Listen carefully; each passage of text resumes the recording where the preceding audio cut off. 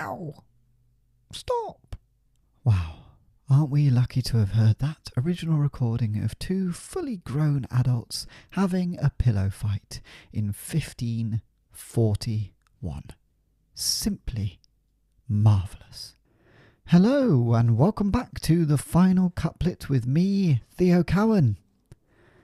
We are looking at Sonnet 127 today, which I know you might think, oh, what, 127? That's not significant. Well, it is. It's very significant because we are no longer looking at the sonnets about the fair youth, aka the young man that Shakespeare has been writing about for the last 126 sonnets. Today is the start of the series about the Dark Lady. So we've had the fair youth, we're on to the Dark Lady. You'll find out why she's called the Dark Lady and why Shakespeare finds her so alluring and attractive. So, without further ado, let's dive into it, shall we? Sonnet 127. In the old age, black was not counted fair. Or if it were, it bore not beauty's name. But now is black beauty's successive heir, and beauty slandered with a bastard shame. For since each hand hath put on nature's power, fairing the foul with art's false borrowed face, sweet beauty hath no name, no holy bower, but is profaned, if not lives in disgrace. Therefore my mistress' eyes are raven black, her eyes so suited, and they mourners seem at such who, not born fair, no beauty lack, sland'ring creation with a false esteem. Yet so they mourn, becoming of their woe, that every tongue says beauty should look so. So there we have it, Sonnet 127, the first sonnet about the Dark Lady. And you can see why she's called the Dark Lady. I think Shakespeare here is talking about fair features and dark features, and she clearly has dark features. We're talking dark hair, we're talking dark eyes, maybe a darker complexion. She's probably not blonde hair, blue eyes, I would say. And it's pretty clear that Shakespeare is into her.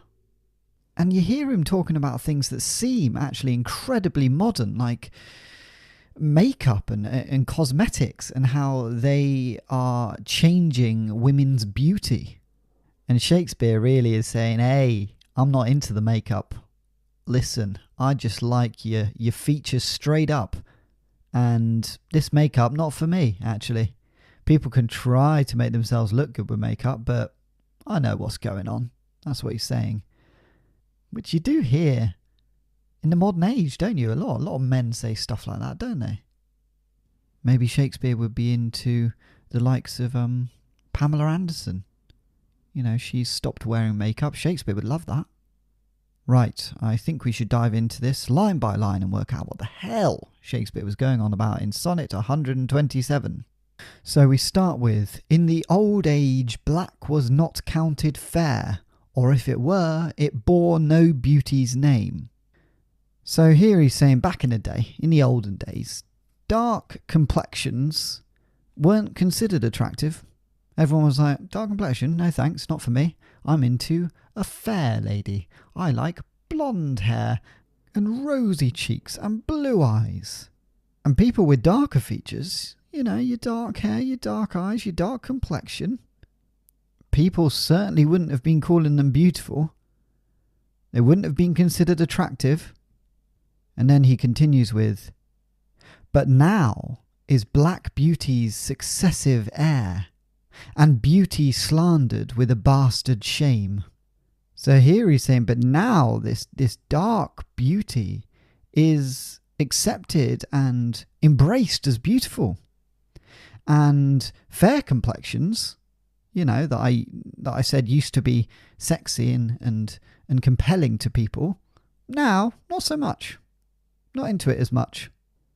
So this darker beauty is taken over from the fair beauty. For since each hand hath put on nature's power, faring the foul with art's false borrowed face, sweet beauty hath no name, no holy bower, but is profaned if not lives in disgrace. So that, I think, is all one thought there, even though it's not one line. And here he's laying out a little thesis for us. He's saying, since now everyone has got the power to make themselves look beautiful, and that power used to belong to nature. So now ugly people, ugly, horrible, gross people, can be beautiful through the use of cosmetics. You know, your makeup and the likes. So no one can actually legitimately be called beautiful, really, because everyone can have a go at it now, thanks to makeup. Thank you, makeup. Thank you, cosmetics. Now we don't know who's beautiful anymore, is what he's saying there, really. And he's saying beauty doesn't really have a special home anymore. It's actually so commonplace. And it even lives in disgrace, beauty, nowadays. And now he turns to his lovely dark lady that we've been talking about. Therefore my mistress's eyes are raven black. So that's pretty self-explanatory. Therefore my mistress's eyes are as black as a raven. So pretty damn black, because ravens are black. It all makes sense. Her eyes so suited, and they mourners seem at such who, not born fair, no beauty lack, sland'ring creation with a false esteem.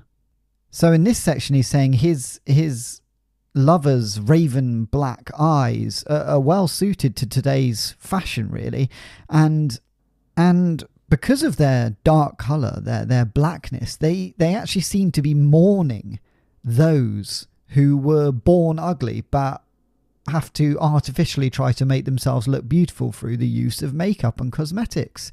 So, I mean, to me it sounds like Shakespeare's new lover is a bit judgmental, dare I say.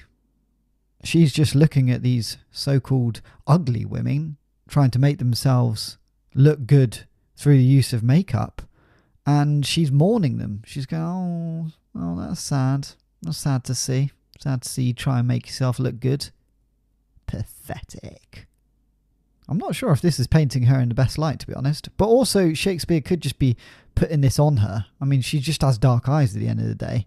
She's not saying anything. He just thinks she's looking mournfully at these other women. But actually, she's probably just looking at them. And Shakespeare's got his whole bloody sonnet about it. Right, now we're on to the final couplet. Yet so they mourn, becoming of their woe, that every tongue says beauty should look so. And in this final section he's saying, but her dark eyes look so beautiful in their sorrow, in their mournfulness, that everyone agrees this is how true beauty should look. Everyone agrees that, all right? There's not one person that doesn't agree that. Every tongue says it, which is a crazy statement to make from Shakespeare. So when you see her looking all mournfully and judgmental in a way, with her dark eyes, there's nothing more beautiful, really. That is how true beauty should look. So that is Sonnet 127. And it's a hell of a start to the Dark Lady saga, should we say? Series. Interestingly, now he's talking about a woman. He's immediately talking about cosmetics and makeup. And I feel like he did briefly mention makeup and cosmetics in other sonnets. He's touched on it, but this is wholehearted. It's the whole theme. And it's pretty clear that with this new series of sonnets, there is a different tone to the fair youth ones that we've been looking at. Right, I think it's about time we put this to our story. And our last story has ended. Shakespeare has left the Earl of Southampton. He is moving on to pastures new. So let's see how Shakespeare meets the Dark Lady and how he ends up writing her Sonnet 127. It's 3 months after Shakespeare's breakup with the Earl of Southampton. He never found out how Sonnet 126 was received by the Earl, but he hoped well. He hoped as well as possible. Last month he moved out of London and down to a place called Stratford-upon-Avon for a quieter way of life. Every day he walked along the banks of the River Avon, thinking, writing. He was finally being creative again. Love hadn't muddied his vision. It was 7 o'clock in the evening on this particular day. Shakespeare decided he fancied going to the pub. Now his local pub was called, weirdly enough, the Nag's Head, exactly the same name as his local pub in London. What are the bloody chances? So he popped on his coat and shoes, and he popped a lead on his cat, Mercutio, who absolutely loved going to the pub with Shakespeare and would like to sit on the counter next to him as Shakespeare downed pints. Together they walked, Shakespeare leading Mercutio through the streets of Stratford-upon-Avon. Eventually they arrived at the Nag's Head. Shakespeare settles himself at the bar and ordered 3 pints of ale. He liked to drink them quickly. The bar lady, whose name was Margaret, said, "Here you go, Shakespeare. Here, you got any new plays on the go at the moment?" And Shakespeare says, "Please, call me William. Or Will, even." Yes, I do have a few plays. I'm writing one that I think will be quite a hit. It has a funny little stage direction that really amuses me. Do you want to hear it? And Margaret says, yeah, sure, I'll hear it. And Shakespeare said, well, the stage direction is, are you ready? Exit pursued by a bear. He waits for Margaret's reaction. She doesn't laugh. Shakespeare goes, no, I mean, it's not meant to be funny, really. It's just quite, it's just what the character exits and he's pursued by a bear. It's sort of quite thrilling, isn't it? And Margaret says, yeah, sure, can be. Yeah, all right. Well, here's your pint, Shakespeare. Shakespeare begins to second guess his stage direction and thinks, God, maybe I should go back to the drawing board on that one. He sits and stares into space as he drinks his pints and strokes Mercutio on his little head and under his little ears. He becomes increasingly aware of another figure, sat at the other end of the bar. The figure's presence is almost overwhelming. Shakespeare steals a glance and sees a woman with beautiful dark black hair, dark eyes, and a dark complexion. Shakespeare could hardly believe what he was seeing. This was potentially the most beautiful woman he had ever seen in his goddamn life. He ushers Margaret over. Margaret, who's that? Margaret says, never seen her before in my life. And Shakespeare says, well, can you pour her a pint and say it's from me? And Margaret says, all right, Shakespeare. Getting a bit horny, are we? And Shakespeare says, no, it's just a pint, nothing more. Chill out, Margaret. So Margaret pours a pint for the Dark Lady and hands it to her, explaining that it was from Shakespeare. Shakespeare nods to her across the bar. Margaret looks at him with her dark eyes and then returns to her pint, not even thanking him. Shakespeare thinks, oh God, this might be harder than I thought. He orders 2 more pints for some Dutch courage and observes the Dark Lady again. She's looking around her at some of the other women in the pub, mainly the fair women that wore obscene amounts of makeup. Shakespeare despised these women.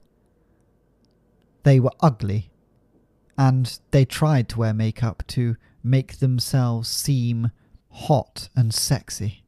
But that was not the case with the Dark Lady. He could tell she wore no makeup. She was a natural beauty. He eventually sidled up to the Dark Lady and said, "Good evening. Hello, I'm William Shakespeare, the famous writer." The Dark Lady looked at him with her piercing black eyes. She said nothing.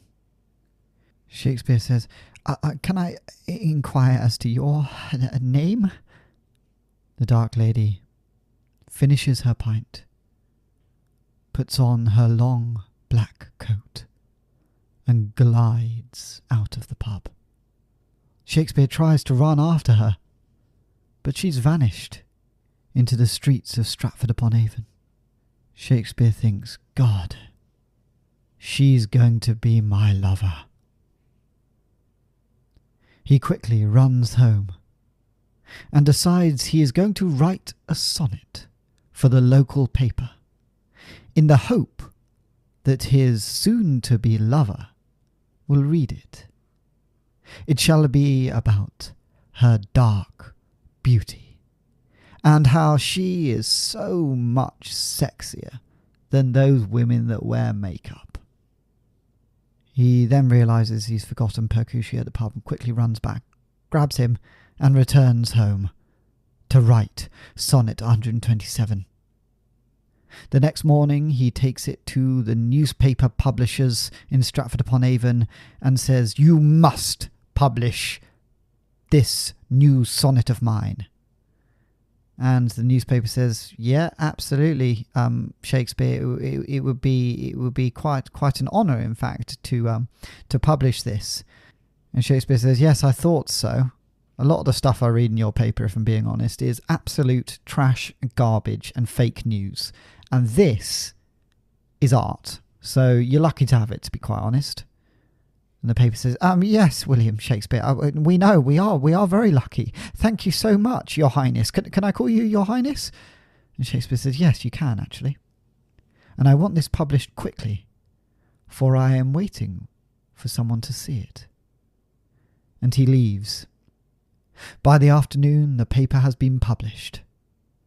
Shakespeare picks it up from the local off-licence, and there, on the front page, is his sonnet. That night, he returns to the pub in the hope of seeing the Dark Lady again. And at 8 p.m, she walks into the pub. Shakespeare has his paper ready. He slides it across the counter to her. She looks at him and slides the paper back. Shakespeare goes, No, there's a sonnet on the front page that I wrote that's sort of about you. You should read it." He slides it back to her. She looks again at him and then to the paper and slides it back. Shakespeare says, "Okay, well, no, look, I understand you don't want to read it, so I shall read it to you." She rolls her eyes. Shakespeare clears his throat and reads Sonnet 127. Back in the day, dark complexions weren't thought of as attractive, or if they were, they definitely weren't beautiful. But now, dark features are sexy as hell, and fair features that used to be called beautiful aren't so great. But people have now taken the power to make themselves look beautiful, the power that used to belong to nature. Ugly people can now make themselves look sexy by putting on some makeup. No one can legitimately be called beautiful anymore. Beauty isn't special, it's commonplace or even disgraceful.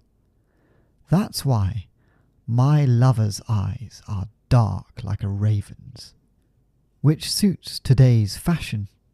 And because of their dark colour, they seem to be mourning those who are born ugly, but artificially try to make themselves look beautiful, giving beauty a bad name by faking it. But her dark eyes look so beautiful in their sorrow that everyone agrees this is how true beauty should look. So there we have it, Sonnet 127 and the story to go with it. Shakespeare is desperately trying to make waves with this new mysterious dark lady. Will Sonnet 127 help him in his pursuit? Find out next week on the final couplet. Until then,